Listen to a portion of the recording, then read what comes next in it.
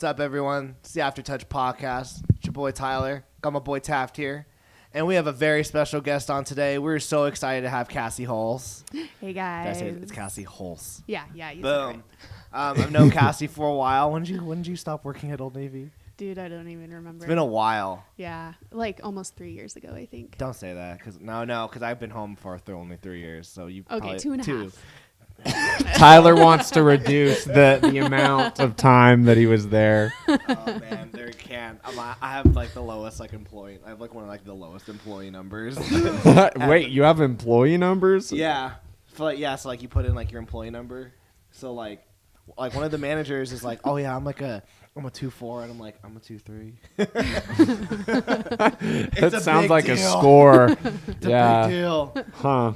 All right, Cassy, real quick, introduce yourself. Tell us a little bit about yourself, and then we're going to dive into a super heavy topic, guys.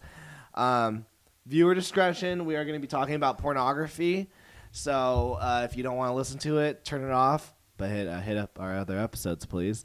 And but if you do want to stay on, please do. It's going to be a really insightful conversation. But Cassy, tell us a little bit about yourself. What do you do with your life? How's your dog? Yeah. Oh my gosh. Okay, so I go to BYU. Served a mission in Peru. Grew up mostly in Oregon. Family lives in Montana. Studying linguistics at BYU. I got a dog recently, and What kind of dog?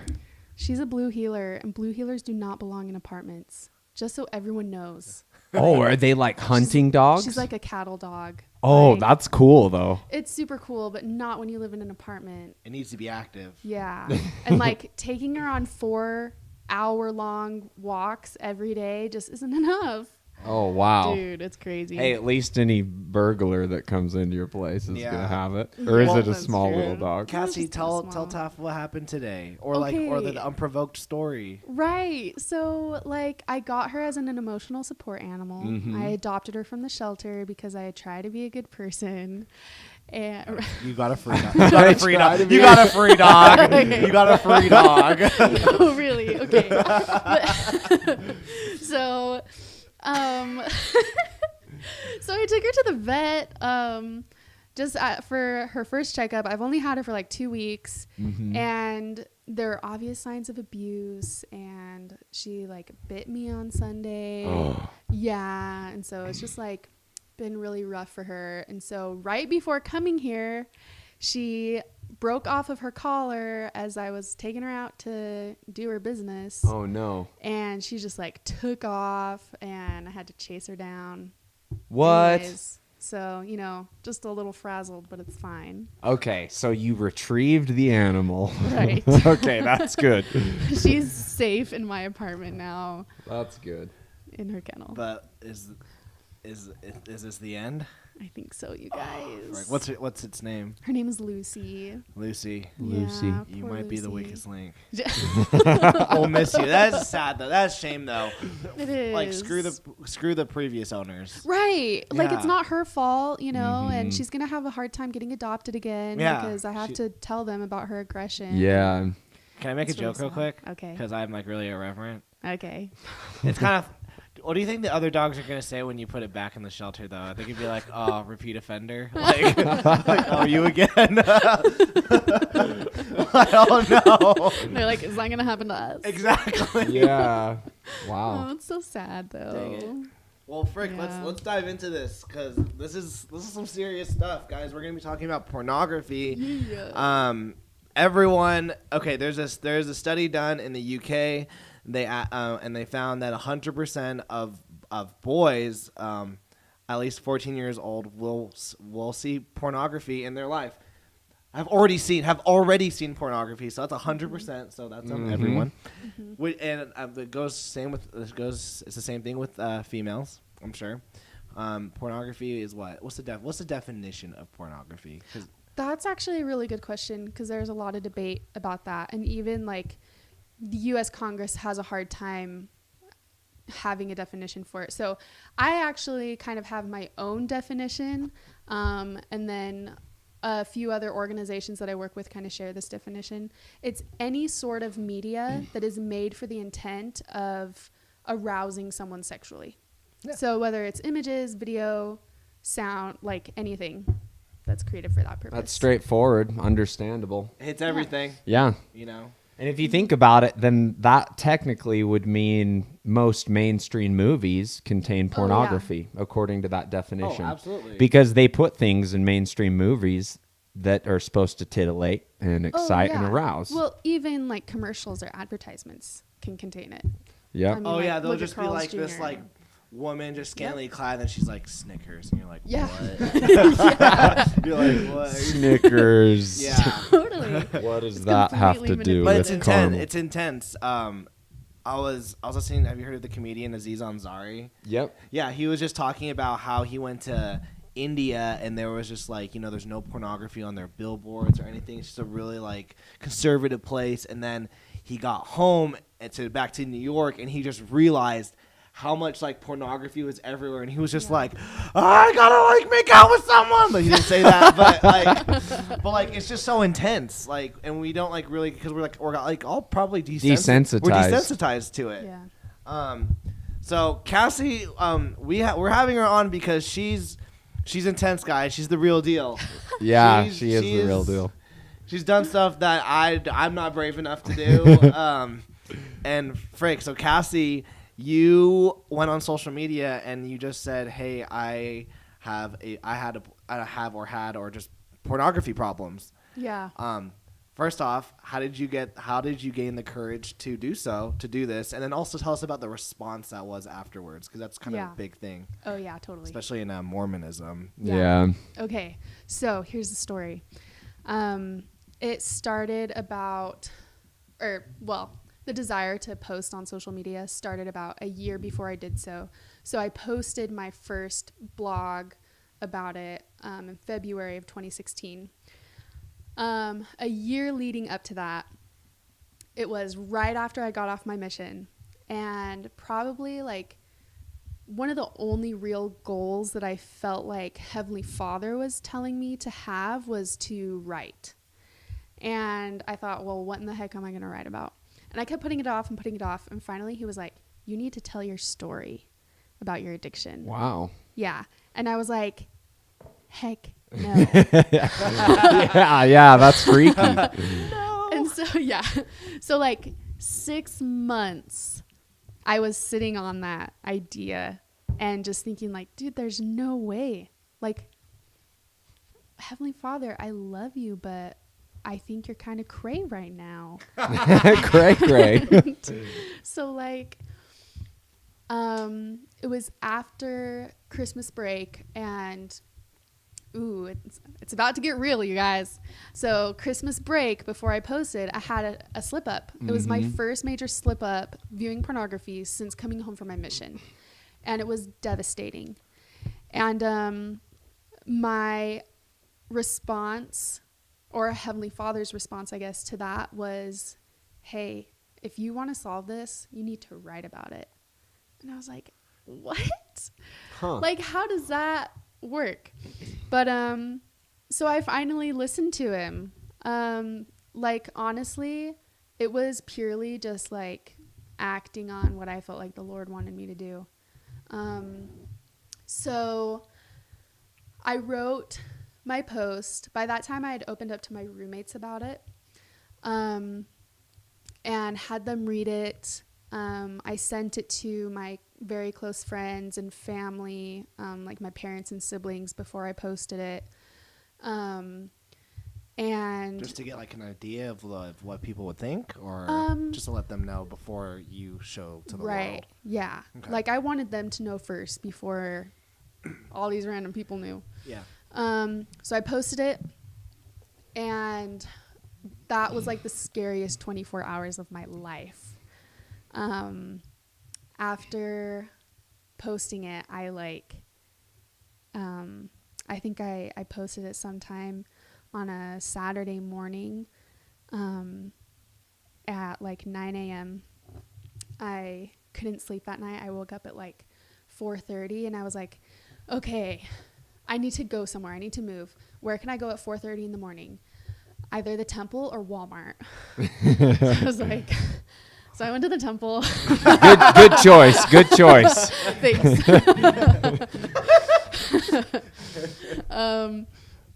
And then I got back and I posted it, and just all day long, that whole first day, I just sat at my computer and watched message after message flow in. 'Cause I posted the blog, linked it, posted a link on Facebook. I remember seeing it. Yeah. I remember being like, whoa. Yeah. I kind of want to know what you thought of it. What your reaction was. I actually feel bad to this day not commenting on it or sending you a message or a text saying, hey, thanks. Like, that was really brave of you. I had that feeling of, you get those feelings, hey, you should just validating you. Yeah. He feels bad for not validating. And I know I feel Totally awful. fine. No, I do. That's why that's why I was just like, I should get her on because we want to tell her, because I thought it was awesome, and I just wish I had done more. But Dude, no. Congratulations. Congratulations. Thank you. You're forgiven now. No. This weight has been on my shoulders. This whole time I've been wondering, what did Tyler Carpenter think about the blog? But I thought it was really brave. And I was reading them, and I was just like, because it was anything, it was just like, wow, that's really nice that someone is can relate, because you can relate to it, because Totally. I've had slip ups too. I've had slip ups, and they're not fun. You don't feel good about them. And then I was like, it's nice to know that someone, and you also took it from a post mission perspective, which was really eye opening, because I was like, yeah, that's me too. Yeah. And I think it hit a lot. Did it hit a lot with other people? Yeah. So in that first 24 hours, I got 2,000 views on my blog. Oh my gosh. And which blew my mind, because at that time I only had 900 Facebook friends. And so I was like, who are these people?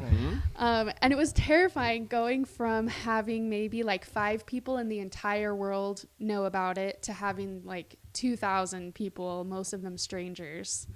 But every single comment, every single message that I got was exactly what you said. Thank you so much for posting that.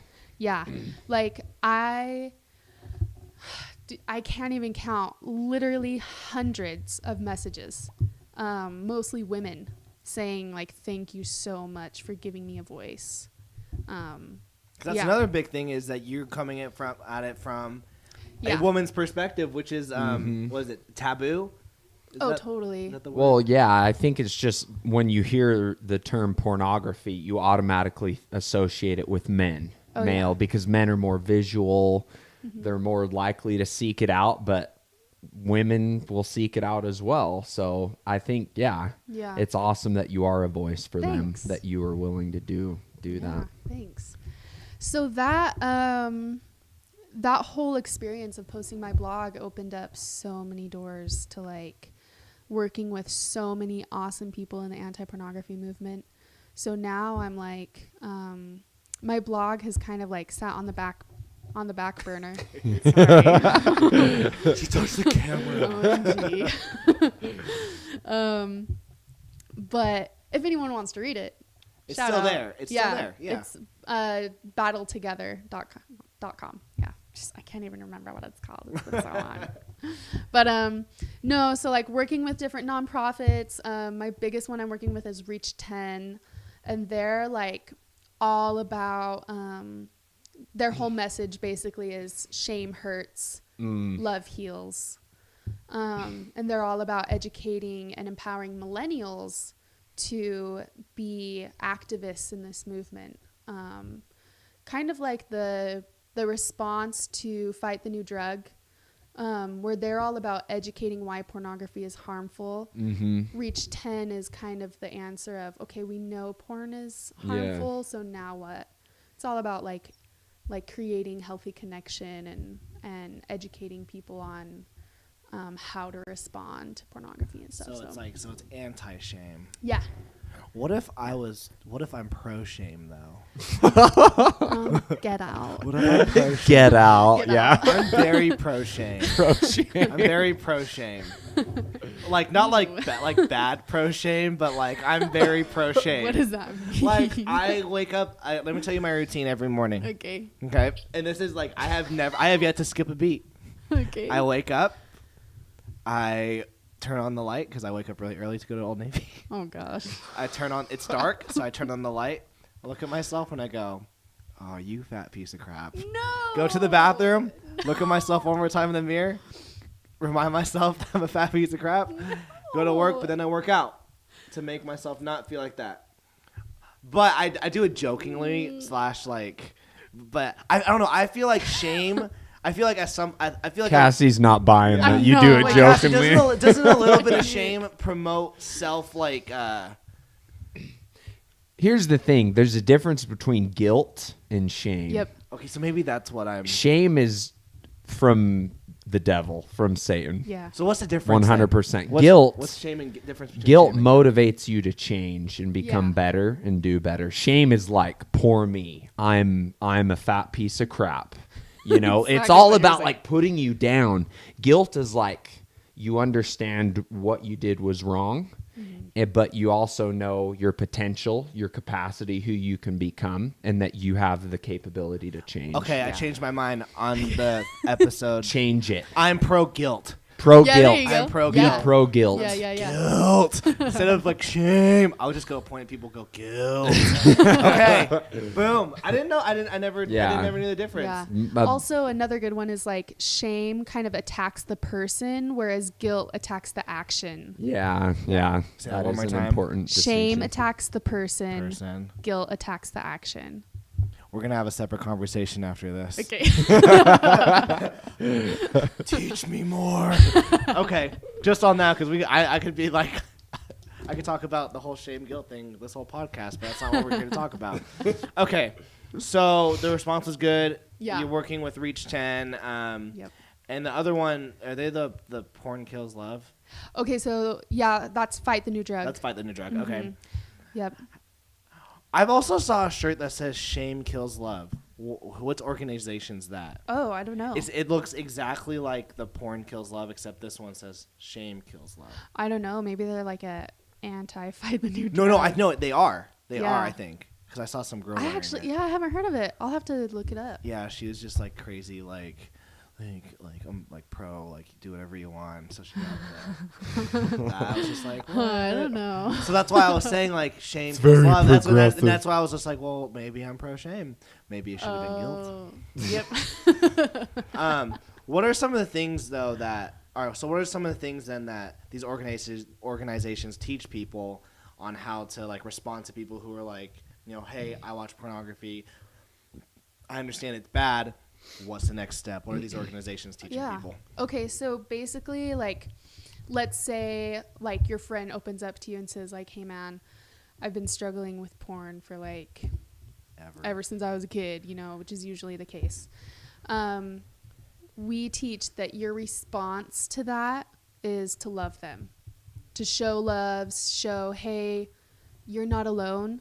The way I look at you has not changed. You are still my friend, and I love you. And you don't have to go through this alone.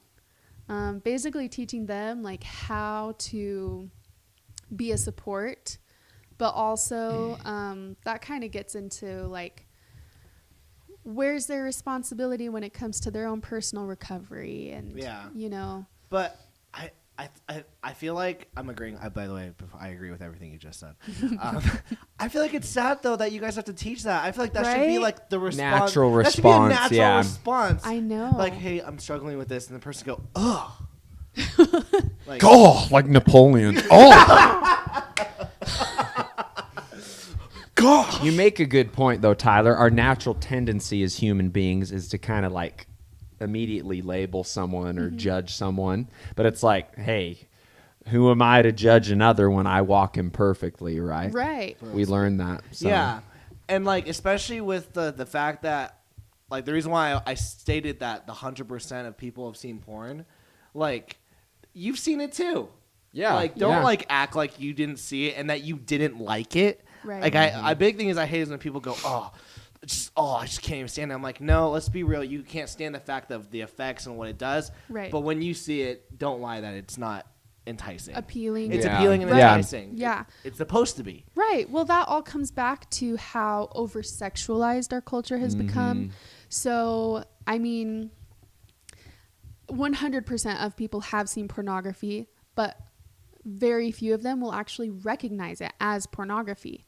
You know, they'll see, like we were talking about billboards and advertisements and things containing pornography.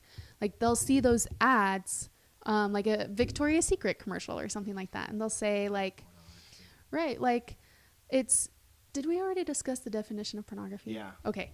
So, I mean, just going off that definition, those ads are pornographic.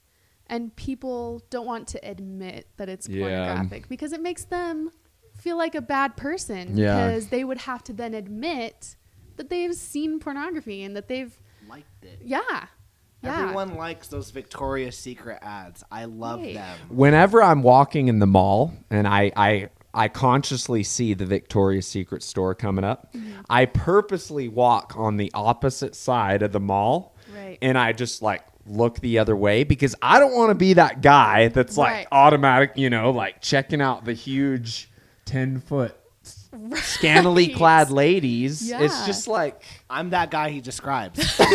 I'm that guy he describes. but here's the thing, but it's because I would be drawn to it, Right, right. And so I purposely am like, no, I know it's coming. Yeah.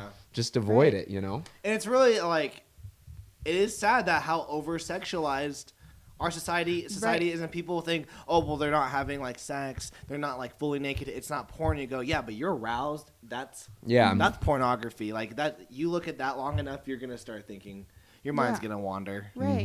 And it's really sad because that over sexualization, or even a term they like to use in Reach 10 is pornified culture, has completely changed how we perceive other people. And people have become objects. Their bodies have become objects. And so, looking at a beautiful classical painting of the human body was something, and still is something, to be appreciated and moving. Whereas in today's culture, we've taken the human body and taken it away from majestic, beautiful art and turned it into objects to be lusted after and used. And it's sad. Yeah, just hearing it, it's like dingy. Because Yeah. it's not comfortable. Yeah. Because you feel guilty. That's the right word. No, not shame. Guilt. That was eye-opening. Super important.